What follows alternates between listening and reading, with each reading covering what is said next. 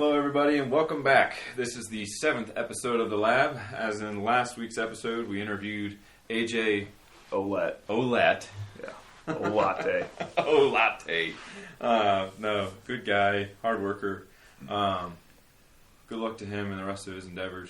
What we're going to do today, we're going to have a little speed Q&A session. So not a long episode, but just a little, a little bit of interaction with you guys. We asked for a few topics. Just wanted to see where your guys' heads were with the most recent episodes. Just want to kind of see what are you guys interested in. So Trotter is going to start listing off some of the questions that we received. Maybe not all of them. Yeah. Depends on how far we get into the topic, but we're just going to set it for 10 minutes. Brandon's going to set his timer, so once that alarm goes off, that's the end of the topic, the end of this episode, I guess. We'll just see how it goes from there. I'm not going to read off who they are. No, you don't have to read off who they are. Just read off the Ready? Ready. Here we go. First question. If you could, or rely on them, supplements, what supplements would you use as a high school athlete? If any, and why? I'm on creatine and protein. I'm with you. Sometimes I don't eat enough food. Busy schedule, just a little extra. And then creatine, there's this crap ton of research that backs up just how much just extra. But those are my two. Yeah, I would agree. Protein and creatine, that's primarily what I've been using, even since high school. Never really dabbled in anything else. Yeah, I was the same way. Protein and creatine throughout high school. I got into pre-workout like in college, but I didn't drink coffee or anything, so I need a little pick-me-up. Second question. How you leverage social media to grow as a business or / learn from others, good or bad? I guess this would be a primary for you. It's what makes the world go round now. Everybody has social media. Anybody and everybody can see what you're doing, when you're doing it, how you're doing it. Mm-hmm. And, it's only... As long as you're not doing stupid stuff where you get made fun of, I think it's a great tool to help grow your business. You can reach out to anybody, anywhere, at any time. Mm-hmm. Got an example of when you were made fun of there, Sparky? Not me, but I make fun of a lot of people. That's true. Yeah, we will do that. But yeah, I'm the same way. I think it kind of shows our work in one of the only professions, I guess, as I can think of, that you have to show your work to the outside public just to get them to trust you. Mm-hmm. Surgeons and stuff, I guess. Yeah, so too. Doctors. But yeah, it's not I'm not going to walk into a knee surgery dude and be like, hey, I want to watch this operation, make sure you know what you're doing. Knee surgery dude. Yeah, he knows who it is. He knows. People want to see results. Yeah. No, I'm a little bit newer to this social media game. I primarily just used to use social media for staying up to date with family, seeing pictures of what everyone's kind of getting into. But I guess as of the last year and a half, 2 years, I've been getting more into it and just kind of picking and choosing what I want to post, what I want to share. But then at the same time, I feel like all you ever see is success. I like this one. I'm going to alter it a little bit and use it for a track athlete. How would you recover after a meet, mentally and physically, during a season? I'm getting a lot of food in me right out of the gate. Probably going to take after the season, after just a regular meet. Let's just go mid-season. And you got to peak for the districts and stuff like that. Regionals. A lot of factors depending on what meet it is. Is it is it a big meet, small meet? If it's a smaller meet, I'm still going to attack maybe the next day or two, like I would a normal training day. I'm going to go hard on it. If it was a big meet, maybe had to run an extra event or something like that. I might take an extra day or two off. Drink plenty of water. Mentally wise, I'm just going to just go back on the film, see where maybe I had a mechanical issue, things I did well. I think too many people beat themselves up on the bad things. They don't really look at the good things. So that's how I would do it. Yep. Set a PR in your 200 time, but you're shitting on yourself for your block start. Mm-hmm. Well, it could have been faster. This would be a good one for you here, Lou. How to minimize outside stress or cope with outside stresses for athletes.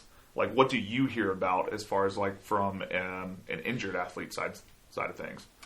I think it's a big red flag when athletes start asking me or telling me what other people are doing. Because one, you are not them. Mm-hmm. Two, don't go comparing yourself to someone else.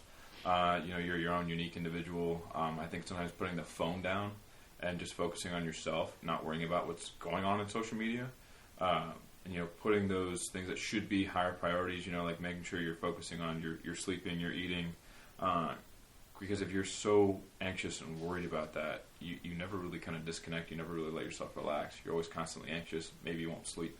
I've had a few patients and people, and athletes really, who sometimes I've gotten a text at like 1 a.m.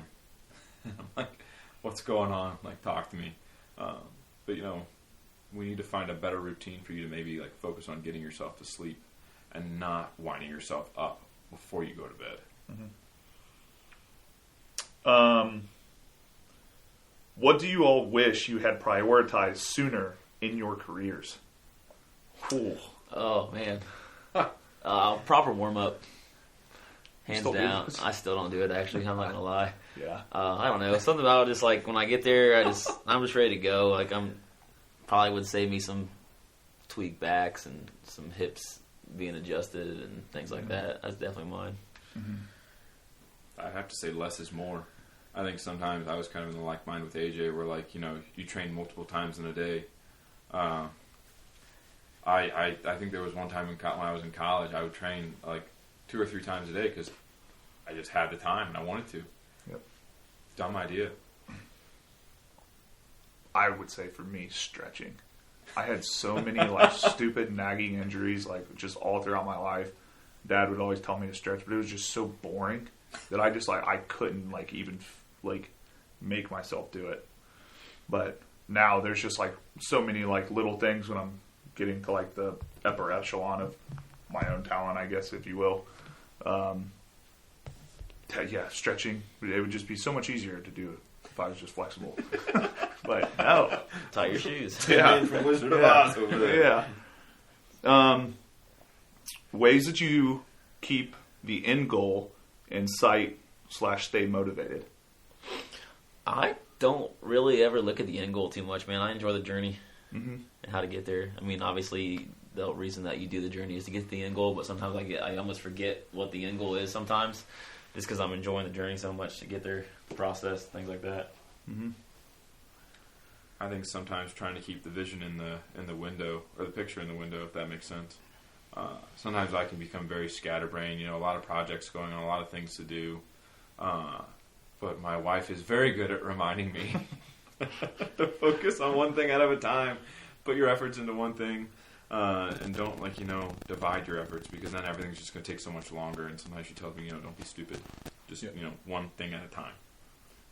Mm-hmm. I would say just try to set like little small goals like along the way.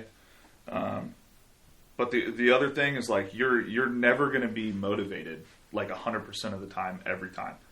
But if you can just get to the gym, you get to starting your run or something silly as stretching that I never did, like you're already just that little percentage like ahead of where your competition, because they could potentially just be like, no, not motivated, I'm not going.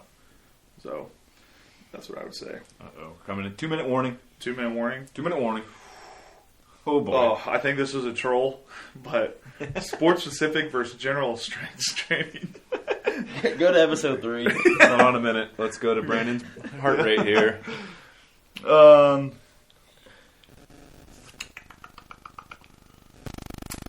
to schedule priorities and compare them to your own expectations. I mean, how to schedule your priorities and relate them to your own expectations. I guess it depends on. I mean, my expectations compared to Brandon's expectations might be drastically different. Mm-hmm. I mean, priorities. I mean, I think you got to focus on one thing at a time. And I think you're going to set it as a priority. Like years ago, he said something about like how he does that as far as his priorities is he always has like a top 4 in his life, and every single year he reevaluates, and for that next year, like that, those 4 things are like his number 1 like priorities, like 1 through 4. So, I mean, when like I talk to some of these kids, they want They want a scholarship, they want to go D1 and like all this other stuff. That's great. You can want those things, but is that your number one priority and able to achieve it? So like, are you like trying to get a 4.0 because that's drastically going to help you from like a smaller school aspect? Are you too small at this current like body weights? Are you eating enough? Are you getting enough sleep? Like prioritizing your training and stuff like that. So, yeah, that's what I would say. Or it's just like a relationship. If you want to have a strong relationship, then like you got to put that number one. Oh, you need to change that timer, man. That was weak. It's a new phone. Yeah. Yeah, blame the new phone. We didn't get to them all, but we'll save some for next yeah, time. we winged it on Q&A. this little 10-minute Q&A stuff. Yeah, We'll try that next week too. Yeah. So, guys, if you want to hear more answers, send us in some more questions that you might have. Myself, Brandon, and Alex will post another poll here soon. Just kind of asking what topics maybe you want us to dive into, what questions you may have. But, as always, hit that notification bell if you're on YouTube. If you're on Spotify, make sure you hit that follow button. But we will see you guys next time.